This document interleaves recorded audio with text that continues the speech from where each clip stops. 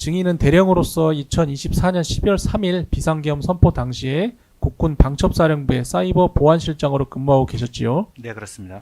증인은 2024년 12월 3일 23시 26분경 정성호 방첩사 1처장 보좌관으로부터 네. 처장님이 찾는다라는 전화를 받으셨지요. 네, 그렇습니다. 그 당시에는 이미 증인은 복귀 지시를 받고 복귀하고 있었던 상황이셨지요. 예, 복귀 비상소집이 걸려서 복귀하고 있던 상황이었습니다. 증인은 부대에 복귀하신 다음 바로 정성호 1처장 사무실로 이동하셨지요. 네, 그렇습니다. 당시 1처장실에 모여있던 사람들은 누구였습니까? 군사보안실장 이종훈 대령, 그다음에 그다음에 868 부대장 양승철 중령, 그리고 과학수사센터 안영욱 중령, 그리고 좀 있다가 정보보호단장 박태주 대령과 그다음에 과학수사센터장 송재영 대령이 같이 자리했고, 송재영 대령 뒤쪽에 보안조사과장 고광일 중령이 있었습니다. 그리고 868 부대 경호부대의 뒤쪽에 실무자 소령이 한 명 앉아 있습니다. 정성호 처장이 처장실에 모인 사람들에게 임무 하달을 했었지요. 네, 그렇습니다. 증인이 기억하시기로 당시 정성호 처장이 지시한 사항은 구체적으로 어떻게 됩니까? 당시 좀 메모를 좀 보면서 기억나시는 대로 말씀하시면 예, 됩니다. 예. 당시 정군 지휘관 회의 때 장관께서 이 계엄은 적법한 절차다. 그렇기 때문에 너희가 이걸 안 따르면은 항명에 대한다. 그리고 너희들의 지시가 내려가는 거는 장관을 통해서 여인영 사령관 그리고 나한테 지금 떨어진 걸 다시 하달하는 거다. 이렇게 얘기를 했고, 그리고 저희한테는 성관이 3곳과 여론조사 꽃에 전산실을 확보하는 게 너의 임무다라고 말씀하시면서 너희가 가서 확보를 하고 있으면은 국정원, 검찰 등에서 전문가가 와서 할 거고, 만약에 안 되면은 너희가 하드디스크를 떼어와라, 이렇게 지시를 하였습니다.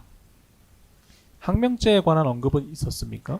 항명죄라는 거에 대해서 최초에 얘기를 했습니다. 정성호 처장이 했다는 예, 말씀이십니까? 예. 방금 증언하실 때 정성호 처장의 임무 부여 내용을 말씀하셨는데 네. 여인영 사령관으로부터 지시받은 내용이다라고 하셨다는 것이지요? 대통령, 장관, 여인영 이렇게 했습니다. 네. 5-1, 5-2항은 답변에 대해서 생략하겠습니다. 5-3항입니다.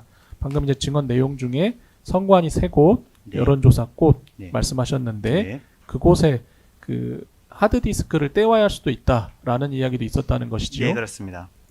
서버 데이터 자료를 확보하라는 이야기가 있었습니까? 유사한 얘기로 지금 있었습니다. 기억나시는 건 어떤 내용입니까? 서버를 떼와라, 하드를 떼와라 이런 식으로 얘기를 했던 것으로 그냥 기억납니다. 그리고 4곳의 서버실을 확보해라. 이것이 너희의 임무다라고 예. 했다는 것이지요. 네, 그렇습니다. 5-4항입니다. 임무 부여할 때 지금 말씀하신 선관위 3곳, 여론조사 꽃 이곳을 확보해야 하는 이유에 대한 설명도 있었습니까? 회의 도중에 포고령이 발표가 되었습니다. 그래서 언론상에서 나와 있는 2번 사항이 너희의 근거다라고 얘기를 하였습니다. 그게 지금 법적인 근거가 무엇이냐 이런 의문이 있으니까 나온 이야기가 아니라 임무 예. 부여할 때 예. 이곳은 포고령 2번 관련이다. 이렇게 명확히 네. 이야기했던 것이 맞습니까? 2번이라고 그렇게 얘기했습니다. 네.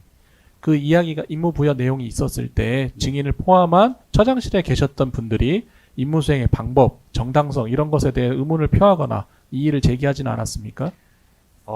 이의를 제기했습니다. 저희가 일단은 수사관, 특히 저희 사이버 보안실 자체가 수사관 자격이 되느냐. 두 번째는 이 전산 장비다 보니까 그냥 가져왔을 때는 이게 정기적인 신호에 의해서 왜곡이 될 수 있고 고장 날 수가 있기 때문에 절차에 맞춰서 가져와야 됩니다. 이걸 포렌식이라고 그렇게 알고 있는데 그 절차를 맞추지 않으면은 나중에 법정에 가서도 이게 위법 수집한 거다 아니면은 증거가 왜곡됐다 이렇게 될 수가 있어서 요거를 가져오면 안 된다는 얘기를 했고, 그 다음에 포고령 제일 마지막에 사람에 관련된 사항은 있었으나 거기에 대해서 어떤 물건을 가져오라는 내용들에 대해서는 포고령 상에 없었기 때문에 이 절차가 맞지 않다라고 얘기했고, 이에 대해서 법무장교가 현장에 있어야 된다, 법무 의견을 들어야 된다라고 얘기를 했었습니다.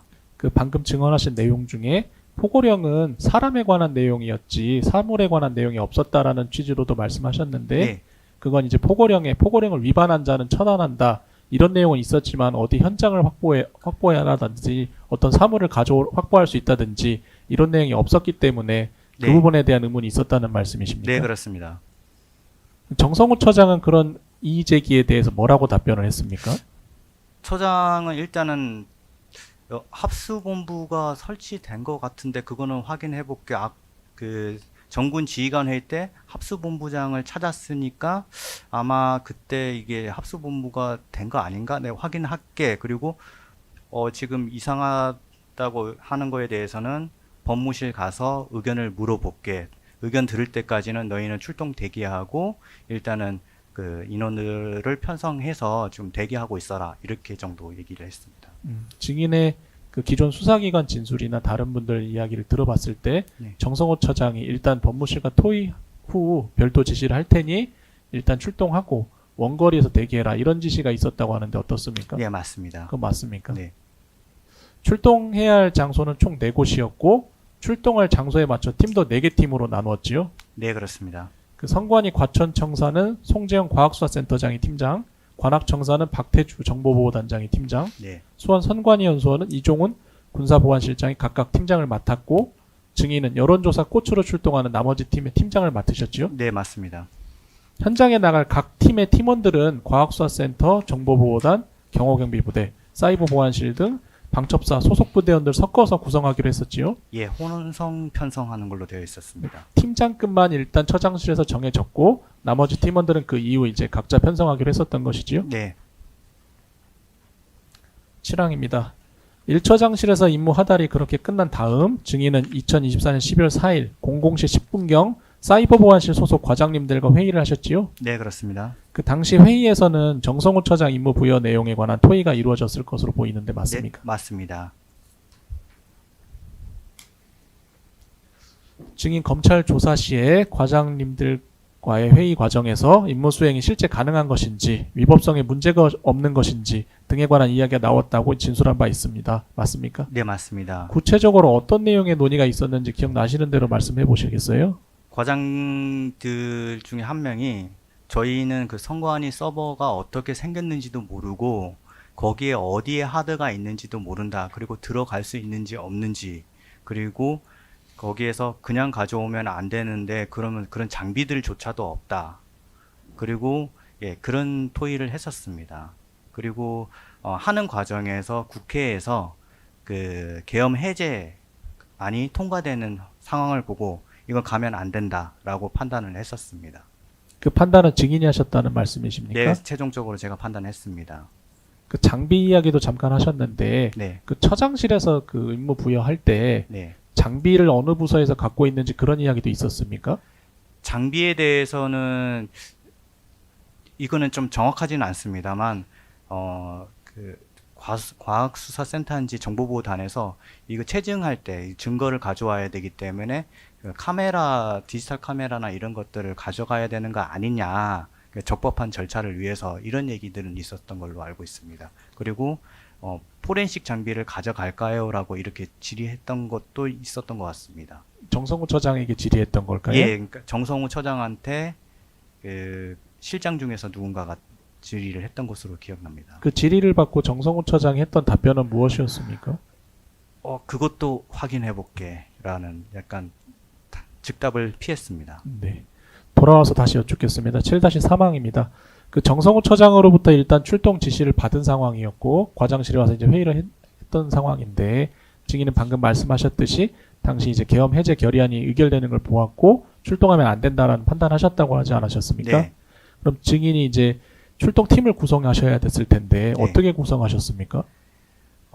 일단은 저희 실원을 4개 팀으로 일단 편성을 하고 있었습니다. 하는 과정에서 그게 해체돼서 우린 가지 말라, 가지 않는다라고 얘기를 했고, 그리고 나서 그 편성된 종이를 그냥 세절했던 것으로 기억하고 있습니다.